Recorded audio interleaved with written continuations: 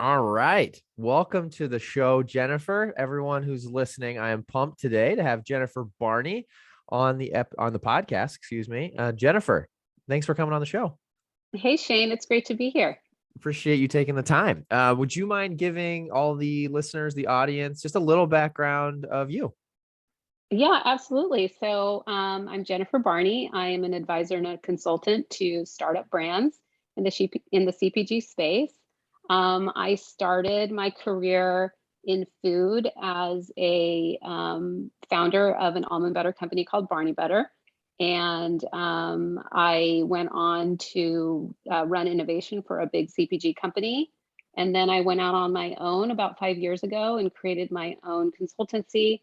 And I live in the California Central Valley. So I live where all the almonds are grown and a lot of dairy farms, a lot of row crops, a lot of specialty crops. And I also enjoy kind of bringing ag and food together and kind of bridging the gaps between value added agricultural products and how those products can better, how the relationship between the farmer and the processor to the maker can be, better for the community, better for the environment, better for ultimately the business model. So that's what I do.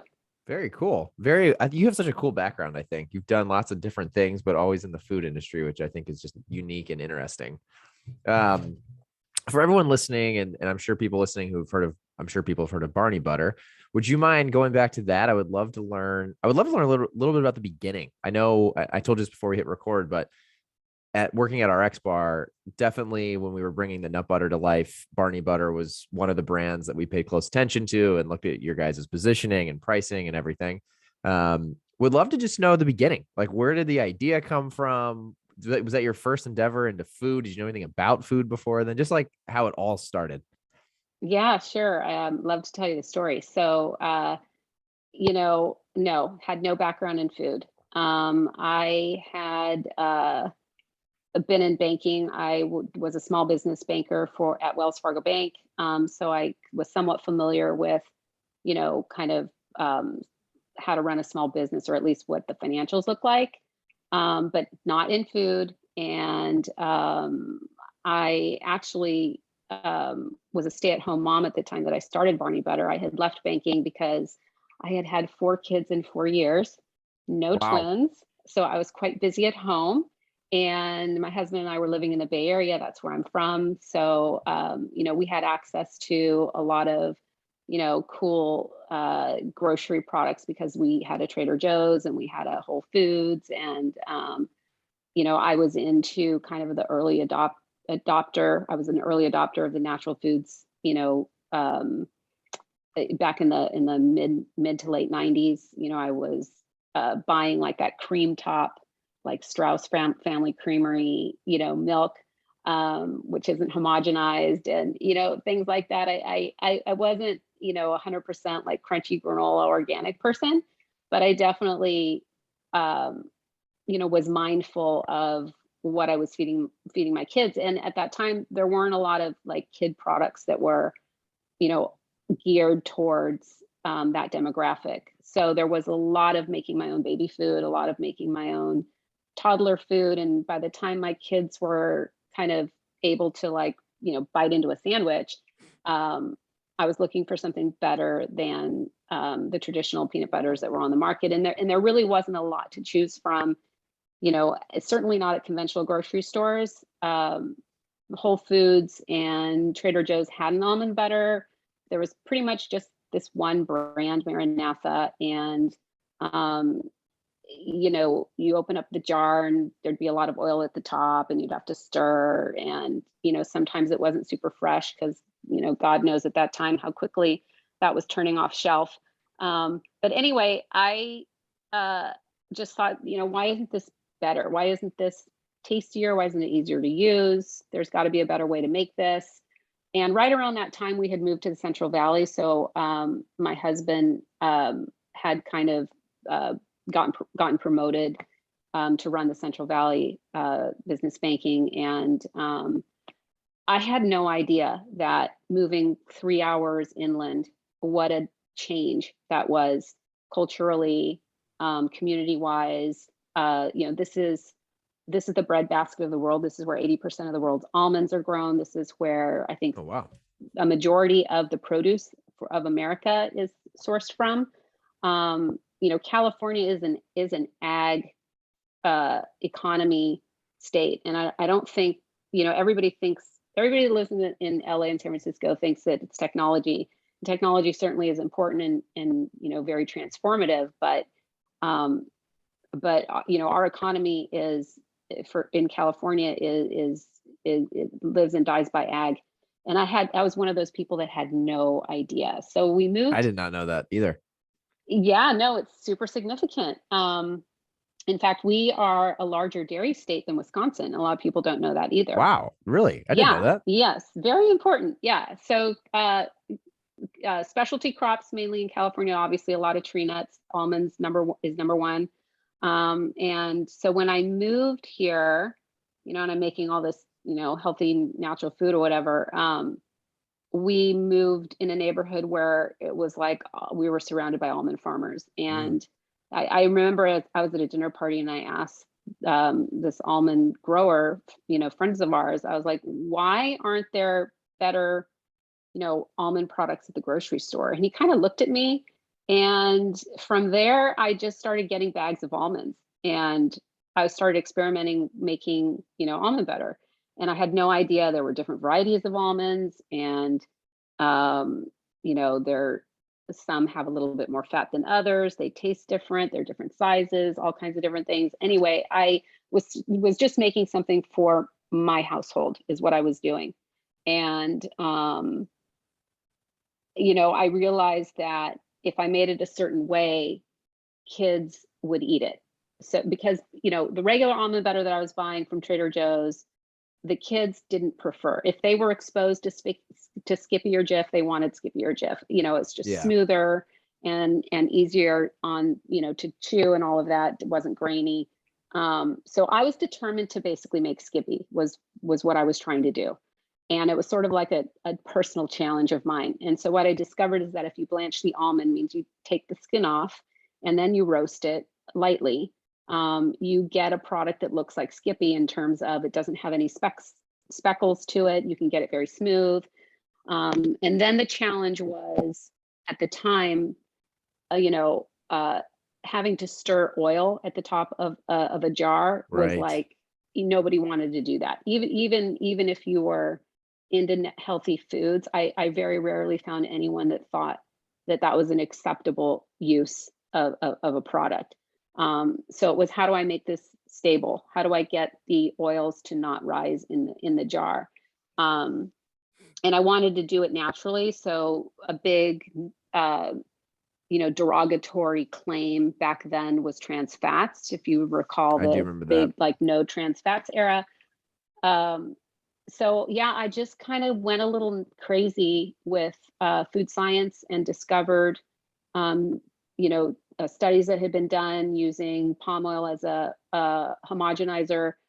At the time, palm oil did not have negative connotations as it does today. And I obviously had no idea about deforestation or, the source of palm oil being um, problematic Yeah. for consumer products. And it was perfectly acceptable, and it still is. I mean, you can find palm oil in a lot of natural products at Whole Foods Market and other natural stores. Um, and now there are sustainable sources of palm oil. But anyhow, at the time, that was kind of the answer to how to stabilize a product without the use of trans fats. So it was not easy. It required a ton of R&D. I learned how to do it on the bench, but quickly realized that was not something that I could sustainably make at home. So it was either somebody else is going to have to figure this out and I'll buy the product, or I'm going to have to do it. So I literally created a product to market that And I wanted to was solve the your, problem. got it. And sorry, I didn't mean to cut you off. Was your goal right at the get-go? Like you mentioned to the almond farmer, you asked why there wasn't a better product from almonds on the shelf. So was your goal when you were messing around in the kitchen, was it to eventually have a product for grocery, or were you just trying to make something for your family at the time? At the time, I was just trying to make something for my family, but once I realized that this was not something that you could easily achieve, making it one batch at a time, that the idea came into my mind. Well, actually, this is what happened. What happened was I was making it a jar at a time. And I was like, okay, I'm just going to do these, like, I'm going to try to make as much as I can one night just to like not have to do this again for another month. And then I would like give one away as a gift or something.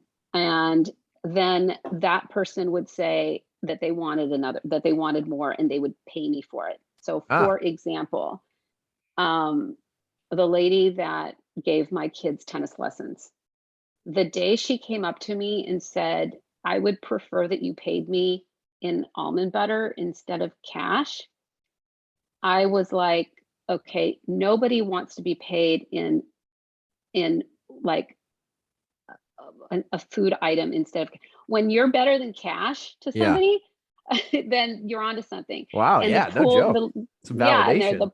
and this happened over and over again. So that point is when I realized this could be a business. But I Okay. had no understanding of how. Yeah. I mean, you were doing all this food science just on your own, I'm guessing. And you were just kind of figuring it out, or you just using the internet. And what else did you leverage to try to understand, the food science side? Yeah, the food science side was mostly academic. So journals, like the uh, the University of Georgia had done extensive studies on the use of palm oil with peanut butter, and I just found that by Googling. Okay. Yeah. Yeah, the Journal of Food Science, and then I reached out to the professor who'd done the study, and when you do that, they're so thrilled to hear from someone because they hardly ever get a chance to apply their research in a practical way. Oh, So, yeah. I got a lot of help from him. So yeah, that was it was all very much just, uh, I guess, self researched. Got it. Okay. And so you get the validation. Love that. That's exciting. That's a quite the way to get validation too. What was your initial step when it goes to selling? Did you start kind of selling it, for lack of better words, door to door to friends and family at first? Did you launch a website? Like what were some of your early ways of distributing the product? Yeah, the early thing was, no, I got into a retail store. So I did. So you got to think this was 2006. Um, I did have a website, but there were no good e-commerce. So that it just was so early at the Yeah. time, right? I mean, I don't even think that Shopify existed for sure. I don't think so. So uh, Amazon in 2007 brought me in. They didn't really have a grocery strategy at the time, but they were testing out, grocery online. And so I was brought in very early then, but of course that was a year later. So initially I got into one local store, um, and I just thought, and it was really just it. Again, it was very much like people wanted to buy it from me, and I couldn't make it jar by jar, so I had to go to a packer. I found somebody locally in town. A lot of it was coincidences. I would say good luck.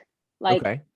I would, buy almonds from someone, and then I would find out that from a distributor that, you this guy next door over here has a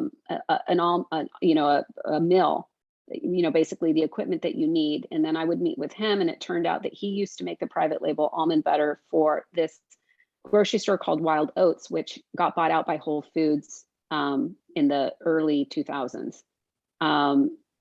Just total coincidence. Like how in the world? And he was from Colorado. Like Wild Oats was not even based in California. He happened to be out here for a different reason. I mean, there's just no, Wow. you Yeah. can't. Yeah, I mean, you can't really make this up, right? Sure. Yeah. So I think overall, it's a combination of being at the right place at the right time, um, taking the opportunity to make something out of these happy coincidences and pursuing, you know, those opportunities essentially is what it was. Because I almost was like,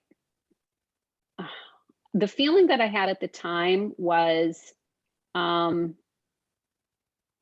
okay, this isn't really going to work, but maybe it'll work. So I'm just going to kind of pursue the next step. I always kind of thought to myself, uh, if this, you know, if I had to quit this tomorrow, or if I could not make it one more day, I'm not going to risk anything more than I can handle. And that's really the way that my husband and I kind of initially seeded and funded the company, which I think is a really great perspective, because today a lot of founders are, you know, and very rightfully so, excited about their product.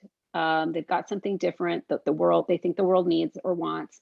Um, and they're willing to work really super hard. But sometimes what I think is lacking is like, okay, measured risk. You are either using your own money, or you're going out and asking to use somebody else's money. And if it doesn't work out, you have to live with that. And you have, and for yourself and for the investor. Right. So you know, I would say without the knowledge that I have today, at the time that was in the back of my head, what money are we going to put into this that if we lost it all, it wouldn't be devastating to us and we could live with ourselves? That's a great perspective. Yeah. And how did you and your husband kind of think through that? I mean, was it really just looking at, you know, your guys' situation and just being like, hey, this is, if we wanted to use this for fun money or to start a business, either way, if it's gone type of thing? Exactly. That's exactly what we did. We just kind of, you know, I knew enough to put together, you know, a kind of just a basic P&L, Yeah. just to understand, you know, once I established with the CoPacker, okay, now you know what it's going to cost to make a unit, right? And what's a minimum run, so you can kind of create what's your unit economics. And you know, it's just kind of common sense at that point. You're estimating what you think you can sell at a certain time. It's a lot easier with a shelf stable product, because if you've got inventory sitting, you know, I mean, you're out that cash, you have an asset, but at least it's not perishable, or at least not for a year. So, you know, so you've got some leeway, I would say, to sort of take some risk with, you know, with a limited run, and then go, okay, now I'm going to try to sell this and see how long it'll last. So I got into one little store, and I immediately did a demo. I didn't even know what that was. They asked me to do a demo, and I looked at them like, I don't know what those words are. A sampling. Okay, you know, so, you know, I went and bought a little cart, whatever, did that. And everybody in our community was so excited that somebody was doing something with almonds, Okay. that I Yeah. got a lot. There was a lot of, I mean, really can't claim that all of the excitement had to do with the product itself necessarily, or anything to do with me. I think that, you know, almond farmers, obviously Blue Diamond had existed for a very long time, and Blue Diamond was a brand. So, and Blue Diamond had tried to do actually nut butter for an almond butter. They weren't totally successful in that category, but obviously they did. They were very successful with almond breeze. That came later. Oh, okay.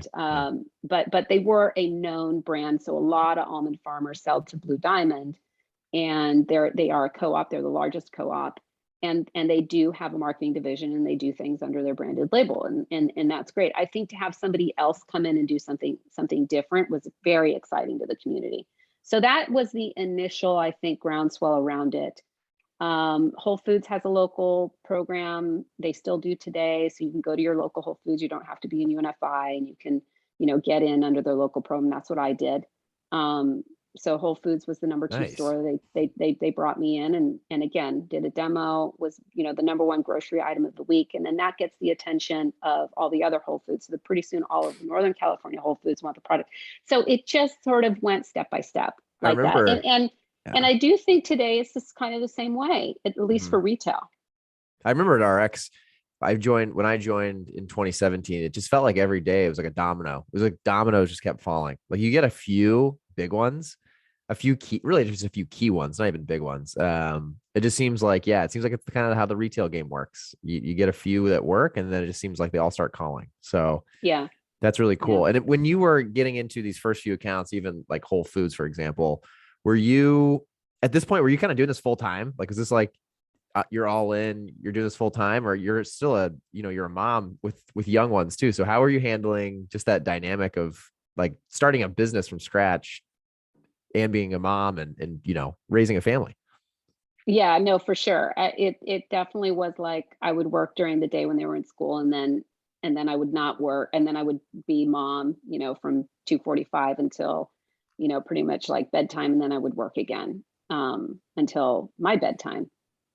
So definitely not full time in the traditional sense, but putting in a lot of hours at night and stuff like that. Got it. So just And working and again. especially so when we created our own manufacturing facility. So that's the whole another aspect is I went from a co-packer to getting investors, and which were my almond farmers. So my Oh, early wow. partners, my first partners actually were my suppliers. And we created a manufacturing facility. They basically handled all of that. They were operational. They were operations, and I was sales and marketing. And that was something that uh, was like now I was running two businesses because I would go to basically work. I would go to the facility in the morning. I would drop the kids off at school, go to the facility. We were always running production early in the morning if we were running that day. And then I would, leave at whenever pickup was, and then do the same thing, essentially the same thing, except for that being a manufacturer and me being the person to open up in the morning and being there present for the people was much more like, okay, now I'm the boss, and I'm running something serious here, and there's paychecks that have to go out. Right. And that's a very different model than, okay, I'm buying a finished good from a contract manufacturer. um, and maybe, eventually you do have employees, but they aren't associated with the production of your product. Right. So that's all on the expense line versus above the line, which is part of COGS. And when you're responsible for everything having to do with COGS on the labor side as well as the expenses, it is kind of like running two businesses. Oh, I bet. Did you end up having someone manage the facility at some point? Did you do We both? did, yeah, yeah. Well, we hired a production manager. There was a production manager, so everything having to do with food safety and procurement and stuff like that. But it was still really early days, so we were still trying to figure everything out. And so there was just a lot of, I would say, it never felt like I could just step away from production. I was always involved. And were you guys at that point? Because I've never talked to somebody who was doing the co-man component and then switched to doing their own. Um, was there just a point in time where the co-mans you were working with either had issues or couldn't keep up with your scale, and you kind of realized that it made more sense to bring it in house and create your own?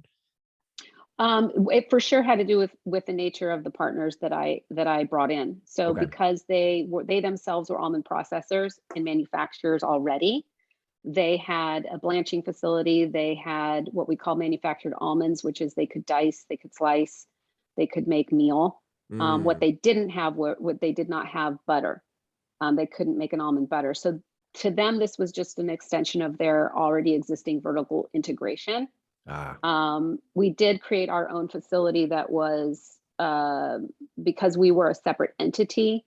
It wasn't part of their on-site manufacturing. In other words, we leased a space that was downtown, so it was in the city of Fresno. It wasn't in their town, which was outside of Fresno. So we very much managed it like it was its own business. But for them, it was natural for them to put together equipment. They had their own machine shop. They had their own welding. They were very, very good. at knowing how to erect a line, and essentially do kind of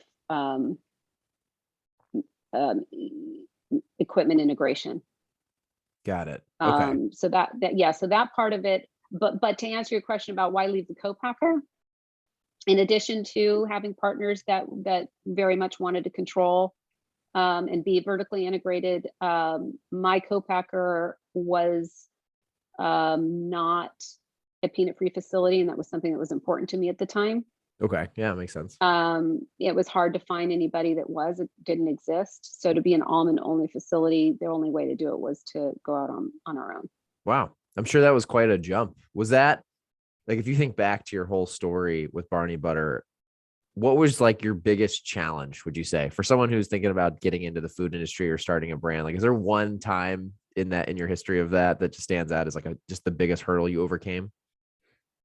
Oh gosh. I think the most relevant thing for folks today is, you know, once you've tested your product market fit and iterated to the place where the design of your product is optimal, and you know that now it's just a matter of executing this across the country, the problem becomes one of investment and Mm, who your partners are, who your investors are, getting the right amount of money at the right time. So everybody worries about not being able to raise, and being able to raise, again, like being able to make it to that next milestone so that your next raise again comes at the time when you need it. So I would say, without really being able to probably articulate it at the time, now looking back, that would be, I was extremely lucky to have partnered with almond farmers, because at the time there was no investment community for CPG. That was mm, just such an early time. If you think about the brands that had been acquired by corporates, because that was just beginning, right? One of the early ones is Annie's, that got acquired by General Mills, Kashi, that had been acquired by Kellogg's. These were the early natural food brands that were getting kind of visibility, with big food and yeah. corporates. But there weren't funds, there weren't CPG focused funds. Access to capital was not what it is today. So while today it's very competitive because there are so many new brands, and the space is very active, there's still money out there, and investors are looking for solid founders who have products that are in categories that are growing, and it's still happening, even with a supply chain issue, even with, investors being a little bit skittish about, the markets, the global issues around supply being, coming from obviously the war, and COVID.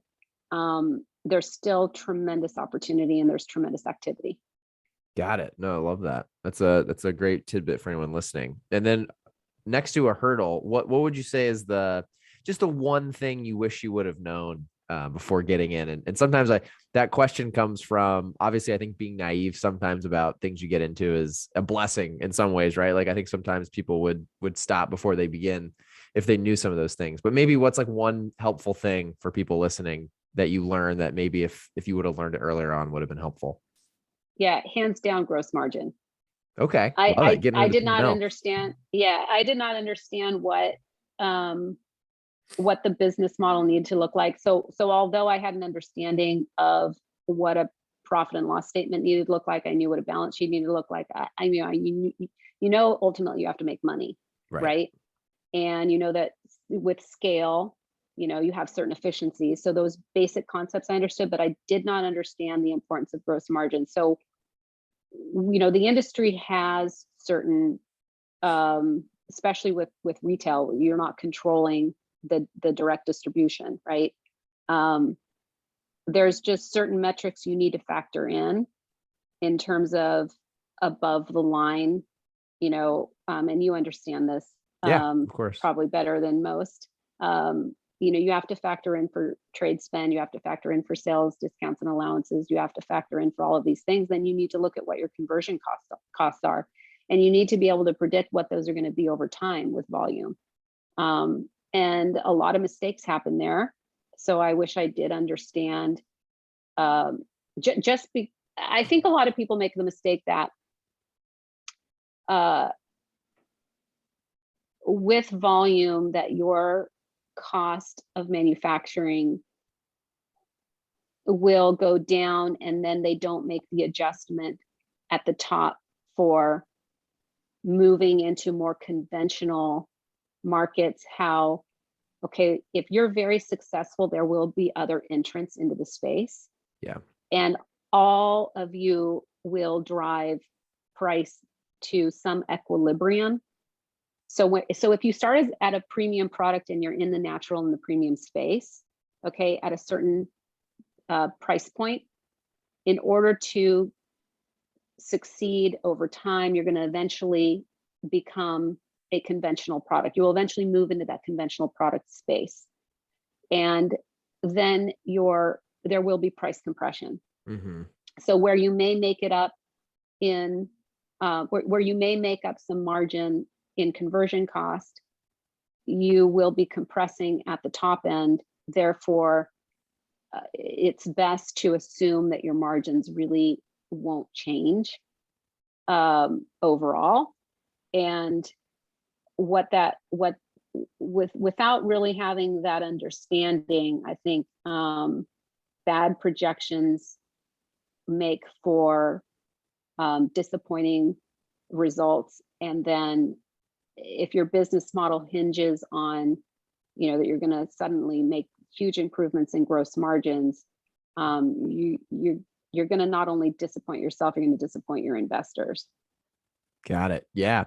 Yeah. Understanding gross margin, understanding the P&L. I think sometimes people want to know, or maybe just get a little confused with how it all works, but it really is the lifeblood of a successful, profitable business or not. Right. And I think getting that unit economics right at the beginning, even though that can take some time and maybe to understand or to figure out or to improve, it is key, right? If you don't start off with strong gross margins from the start, you're kind of doomed to fail unless you can make changes later on, which is even more difficult than at the beginning. So that's great advice. So Jennifer, we're starting to get close to the top of the hour, and there's a couple questions I love to ask every founder I have on here, because I think founders just in general have great answers to this. The first one, and you've already talked about just in general what it was like starting Barney Butter when you did at that point in your life. So for you obviously you were starting a business. You eventually were almost running two businesses with a production facility. You had kids, a husband, you're running a family. What tools, tangible tools, did you use to keep track of everything you had to get done, to plan out the goals for the business, just to keep track of everything, and at the end of the day, just get shit done? Was it, pen and paper, apps? What is your go-to tools to getting things done? Oh my gosh, I don't even think I'll waste a second telling you what I did then, because what I did then and what there is today, there is a slew of new tools out there for people to use. There are a lot of services and a lot of tools that never existed 10 or 15 years ago.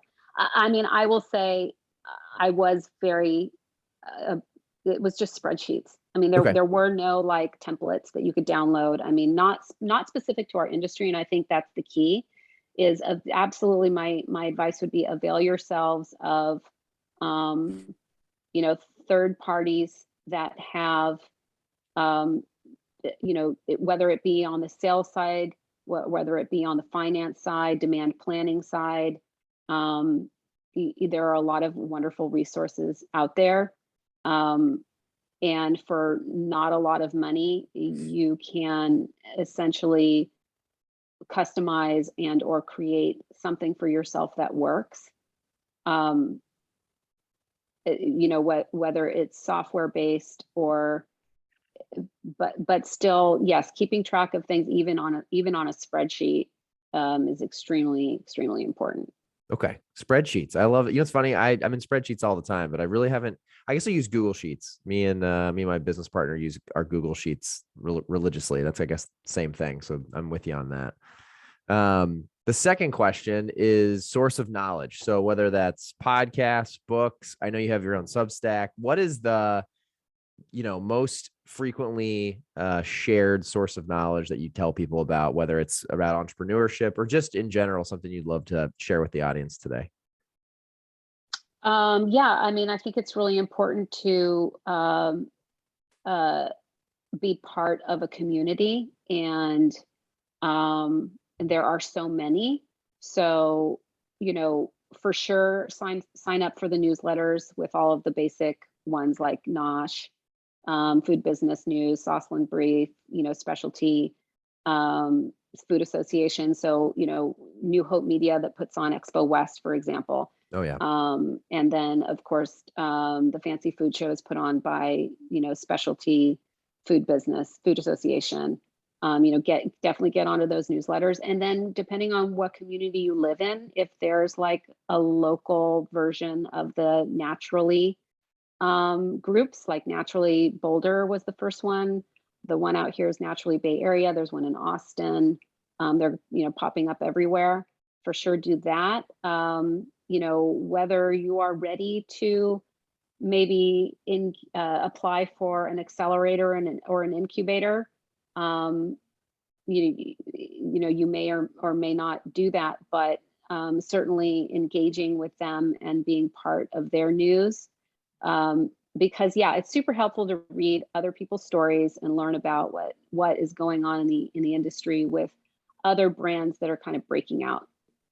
Definitely. Oh yeah. I know. I'd love always staying up to date on just brands doing big things. Seems like it's every day there's someone doing something exciting. So definitely those are great tools for anyone listening. The other thing I wanted to mention, Jennifer, we didn't really get into it, but your consulting business, you mentioned at the very beginning. Would you mind just telling everyone just a real high level what that is and how people could get involved and in touch with you if that's something they're interested in? Yeah, absolutely. So you can get a hold of me. You can ping me on LinkedIn, Jennifer Barney. My website is thirdandbroadway.com. I write a weekly newsletter called The Business of Food. It's on Substack. So you can just look up Jennifer Barney Substack or The Business of Food on Substack. And yeah, I mean, the services that I provide are anything from advisory all the way to consultancy, which means advisory can be, I'm working with you for a couple of years. And, from the very beginning, or anywhere along the line in growth. And that is very much general and helping in all aspects of how do we position the product, everything from helping you get investment, working out your business model, creating your pitch deck. What's your plan? What's your go-to-market strategy? What's your pricing architecture? Just a general advisory and putting resources to you, right? Networking, introducing you to the right people at the right time to help you. Like you had asked me, what tools do you use? Okay, let's interview these three, services to see, like what you do, Shane, Yeah. Amazon, setting up your e-commerce correctly, having somebody manage that for you. What are the founder strengths, and let's fill in around your strengths so that you're using the highest and best use of your competencies, and we're hiring out for those other things. So that's what I do in my advisory. My consultancy is similar, but it would be more like project based. It'd be like, hey, we already have advisors, or we're not ready for advisors, and we need help with a brand refresh, or we need help working out this business model, or we already have a platform and we want to go into a different platform. We're thinking about a new form for our products that we need a lot of research done on, what the ingredients would be, what the price would be, what the costs are, who are the co-packers. So I've gotten involved in that. I've gotten involved in organizational management. What are our next hires going to be? and we don't even know what those people should be doing. And should we be hiring a very high level person and then we'll fill in underneath them, or should we be hiring a lower level person and then we'll hire like a VP on top of them later, and here's our budget. So kind of working all of those things out is common stuff that comes to me. Got it. I love it. It sounds so fun, to be honest. Like, I mean, I get fired up about this stuff, as you know. It's super fun. It's just fun being with young, hungry entrepreneurs. I think it's the best. So that's awesome. Well, Jennifer, thank you for the time today. This was a blast. I'm sure we could have talked for 2 more hours about all the different cool things you're doing. We'll make sure we add all those different things to the show notes, and so people can find you and can find your business. And again, thank you for taking the time. It was awesome to learn more about your background, your story, and appreciate you coming on the podcast. Thank you, Shane. Awesome. Thank you.